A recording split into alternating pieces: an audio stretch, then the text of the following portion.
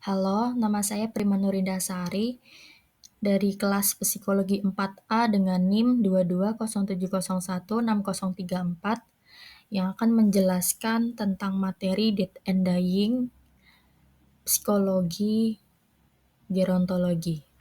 Bab yang pertama yaitu menghadapi kematian. Fase lanjut usia adalah tahap akhir dalam kehidupan manusia di mana seseorang mengalami penurunan fungsi kehidupan. Lansia kan juga merupakan tahap akhir perkembangan pada setiap kehidupan manusia yang merupakan proses alami yang tidak dapat dihindari oleh setiap orang. Lansia adalah masa akhir dalam hidup seseorang, di mana mereka telah pergi dari masa lalu yang lebih menyenangkan atau masa lalu yang penuh dengan manfaat. Kita tahu bahwa semua orang itu kan akan menghadapi masa tua. Nah, masa tua itu kan periode terakhir dalam hidup manusia, di mana seseorang mengalami banyak penurunan, termasuk dalam penurunan fisik, mental, dan sosial. Lansia memiliki banyak ketakutan, salah satunya yaitu kematian. Ketakutan kematian itu disebabkan juga oleh pikiran tentang kematian itu sendiri, apa yang terjadi setelah kematian, bagaimana keluarga yang ditinggalkannya, dan tempat-tempat yang dikunjungi setelah kematian. Kematian sendiri itu kan berhentinya fungsi esensial tubuh secara permanen atau berakhirnya kehidupan manusia. Selanjutnya dari Pries tahun 1994 menjelaskan bahwa reaksi masyarakat ketika menghadapi kematian itu dapat dibagi menjadi dua bidang, yaitu reaksi psikologis dan reaksi fisiologis.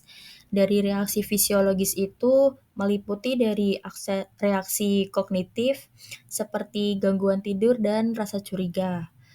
Nah, yang selanjutnya ada reaksi afektif, yaitu contohnya rasa gelisah dan ketegangan serta reaksi emosional. Kemudian bidang selanjutnya dari reaksi fisiologis dibagi menjadi reaksi perilaku. Contohnya seperti mondar-mandir yang berlebihan. Kemudian reaksi fisiologis yang sering terjadi oleh lansia itu seperti jantung berdebar, anggota badan gemetar, dan keringat dingin. Di sisi lain, selain itu, reaksi masyarakat terhadap kematian dapat disesuaikan dengan tingkat kedewasaannya, kehidupan beragama, usia, pendidikan, dan sikap terhadap keluarga dan orang lain. Indriana tahun 2013 menyebutkan bahwa kesiapan menghadapi kematian sendiri dari dua aspek, yaitu kesiapan secara spiritual atau rohani dan secara psikis emosional. Next, kita akan membahas teori psikologi terkait dari kematian. Dari teori perkembangan psikososial Erikson yang mencakup 8 tahap perkembangan yang berlangsung sepanjang hidup individu dari lahir hingga usia lansia. Setiap perkembangan tersebut itu dihubungkan dengan konflik atau krisis yang harus dihadapi tiap individu. Nah, pada tahap terakhir, yaitu integritas versus putus asa yang terjadi pada usia lanjut seperti usia 65 tahun ke atas, yaitu individu sering meninjau kembali kehidupannya. Dari individu lansia yang berhasil mencapai integritas, itu akan merasa puas dengan kehidupan yang telah mereka jalani. Mereka mampu menerima masa lalu, termasuk pencapaian dan kegagalan, serta merasa bahwa hidup mereka memiliki makna. Lansia yang hidup dengan penerimaan akan masa lalu, baik penerimaan akan pencapaian dan kegagalan yang telah mereka hadapi selama sebelum lanjut usia. Selanjutnya juga lansia yang telah mengalami berbagai pengalaman hidup dan telah mengembangkan kemampuan untuk menghadapi tantangan yang lebih baik. Mereka lebih mampu mengelola emosi dan membuat keputusan yang lebih bijak. Lansia telah mengembangkan kesadaran diri yang lebih baik dan lebih mampu menghadapi diri sendiri serta tujuan hidup. Mereka mampu menentukan prioritas dan membuat keputusan yang lebih sesuai dengan nilai-nilai mereka. Sedangkan lansia yang pada tahap putus asa, itu biasanya mengalami kesedihan dan keterpurukan yang signifikan dan telah kehilangan tujuan hidup. Mereka lebih mampu mengalami depresi dan stres. Mereka telah mengalami kurangnya kesadaran diri dan kurang mampu memahami diri sendiri serta tujuan hidup.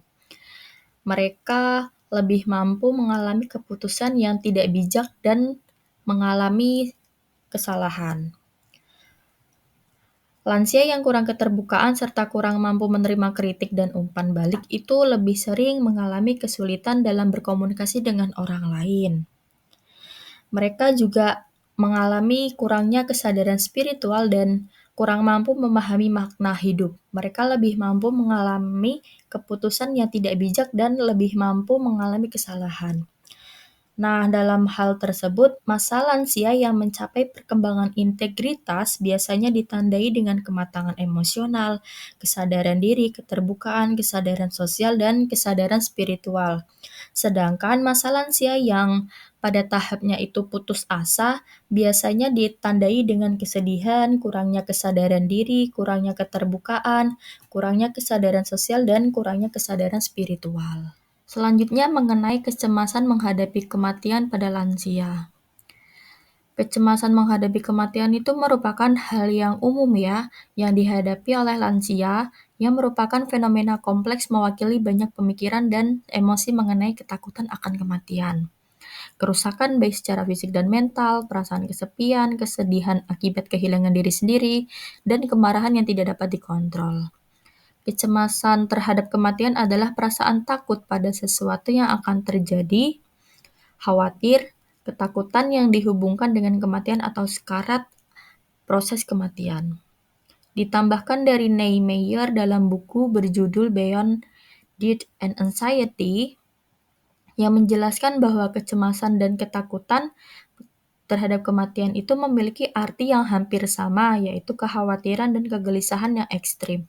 Jadi, kecemasan di sini dapat diartikan sebagai suatu bentuk emosi kompleks yang diantaranya terdapat ketakutan pemikiran akan kesepian yang datang, kehambaan, hilangnya sesuatu yang disayangi serta perubahan fisik dan psikologis yang semakin memburuk dan proses kematian yang membuatnya takut akan kematian. Nah, menurut Florian dan Mikulincer tahun 1985, kecemasan akan kematian itu punya 7 aspek. Yang pertama, cemas akan kehilangan pemenuhan diri, cemas akan kehilangan jati diri, cemas akan kehilangan identitas sosial, cemas akan ditinggal oleh keluarga dan sahabat, cemas akan misteri kematian, cemas akan hukuman di akhir zaman, dan cemas akan penderitaan. Selanjutnya terkait dengan 3 komponen kecemasan terhadap kematian. Komponen pertama ada intrapersonal. Itu pengaruh yang ditimbulkan terhadap tubuh dan pikiran seperti kecemasan akan pemenuhan kebutuhan dan tujuan pribadi. Contohnya seperti cemas akan hilangnya pemenuhan diri dan pemusnahan diri. Komponen yang kedua ada komponen interpersonal, yaitu efek kecemasan terhadap hubungan antar individu. Contohnya seperti kehilangan identitas sosial dan orang-orang yang dicintainya. Dan terakhir ada komponen transpersonal, yaitu berhubungan dengan diri transdental, kecemasan akan hubungan di akhirat, serta situasi yang harus dijalani setelah meninggal. Contohnya seperti kehidupan dan hukuman di akhirat. Kecemasan menghadapi kematian juga dibagi menjadi 3 dimensi, yaitu pertama, fear of dying, kecemasan proses menuju kematian. Biasanya berisi tentang penderitaan tentang hilangnya harga diri dari lansia. Kemudian yang kedua ada fear afterlife, yaitu kehidupan sesudah kematian, seperti bentuk penolakan, rasa bersalah, jadi harus ditanggung oleh dirinya sendiri. Kemudian yang ketiga ada fear of extinction, yaitu kemusnahan diri. Biasanya berbentuk kemungkinan akan meninggal ke dalam suatu keadaan yang tidak ada. Next akan kita bahas tentang 5 stage of grief, tahapan duka yang dipelopori oleh penelitian dari Elizabeth Kübler-Ross, yang beliau meneliti pasien-pasien yang memiliki penyakit yang mematikan di rumah sakit. Penelitian ini merupakan penelitian pertama yang berhasil mempelajari pasien dan keluarga pasien, mulai dari didiagnosis memiliki penyakit mematikan hingga berujung ke kematian. 5 tahapan kedukaan ini merupakan model kedukaan yang pertama kali diperkenalkan oleh Elizabeth Kubler-Ross dalam bukunya On Death and Dying. Tahapan pertama yaitu berupa penyangkalan atau denial, pengasingan diri. Dalam penelitian Elizabeth itu pertama kali respon dari pasien yang didiagnosis memiliki penyakitan yaitu seperti, enggak, itu enggak benar, itu pasti bukan saya. Nah, pasien yang didiagnosis ini berkali-kali melakukan penolakan terhadap diagnosis yang diberikan. Salah satu pasien yang diwawancari oleh Elizabeth itu melakukan pengecekan ulang di rumah sakit lain untuk memastikan bahwa didiagnosis itu tuh yang diberikan oleh dokter salah atau benar. Denial ini merupakan tahapan pertama orang yang mengalami kedukaan, di mana orang yang mengalami kedukaan akan menyangkal bahwa kematian itu enggak benar akan terjadi. Orang dalam tahapan ini mungkin akan berkata juga, enggak, itu mungkin enggak saya, dan itu enggak mungkin terjadi pada saya. Gitu. Menyangkal yaitu merupakan reaksi umum yang terjadi pada orang yang mengalami kedukaan yang divonis memiliki penyakit mematikan. Namun reaksi ini tuh juga bentuk pertahanan sementara dan pada akhirnya akan digantikan oleh kesadaran. Selanjutnya yaitu ada tahapan kemarahan atau anger. Dalam tahapan ini, pasien akan meluapkan kemarahannya kepada para staf rumah sakit, kepada orang-orang yang berada dekat dengan pasien, dan kemarahan ini tuh tidak bisa diprediksi. Dan pasien terkadang dialami tanpa adanya alasan atau pemicunya. Kemarahan ini merupakan tahapan kedua dalam model 5 tahapan kedukaan Kubler-Ross. Dalam tahapan ini, seseorang yang berada dalam tahapan ini mulai mempercayai kondisi yang dialaminya dan membenarkan bahwa ia mengalami kedukaan tersebut. Dalam tahapan ini, seseorang udah nggak bisa terus-menerus menyangkal atas kondisi yang dialaminya, bahwa seseorang itu akan mengalami kedukaan, mulai yakin atas kondisi yang dialaminya, maka akan timbul rasa marah akibat vonis yang diterimanya. Seseorang dalam tahapan ini akan merasa marah terhadap dirinya dan juga terhadap orang dalam lingkungan sekitarnya. Mungkin pernyataan yang biasa diucapkan oleh orang-orang pada tahapan ini seperti, ini nggak adil, mengapa ini harus terjadi pada saya? Mengapa ini terjadi kepada saya?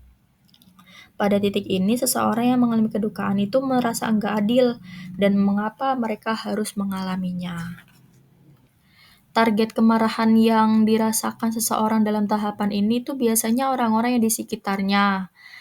Dan dalam tahapan ini, orang mengalami kedukaan akan semakin sulit untuk dirawat karena kemarahannya akan dilampiaskan kepada orang-orang yang ada di sekitarnya. Contohnya seperti dokter, perawat, dan keluarganya. Tahapan yang ketiga yaitu ada tahapan tawar-menawar atau bargaining, yaitu usaha individu untuk menunda kematian, bahwa ia meyakini ketika ia melakukan penawaran akan mampu untuk menunda kematiannya. Biasanya ia akan menawar kepada Tuhan, dokter, perawat, dan keluarga yang lainnya agar bisa bertahan hidup atau mengulur waktu. Pada tahap ketiga ini, pasien biasanya akan melakukan suatu bentuk tawar-menawar atau negosiasi dengan Tuhan saat mereka mencoba untuk menunda kematian secara psikologis. Seperti, tolonglah Tuhan, izinkan saya untuk diberikan waktu lebih untuk mencapai keinginan atau harapan saya. Tahapan ini adalah upaya untuk menunda kematian dengan cara melakukan tawar-menawar dengan orang yang dianggap dapat membantunya.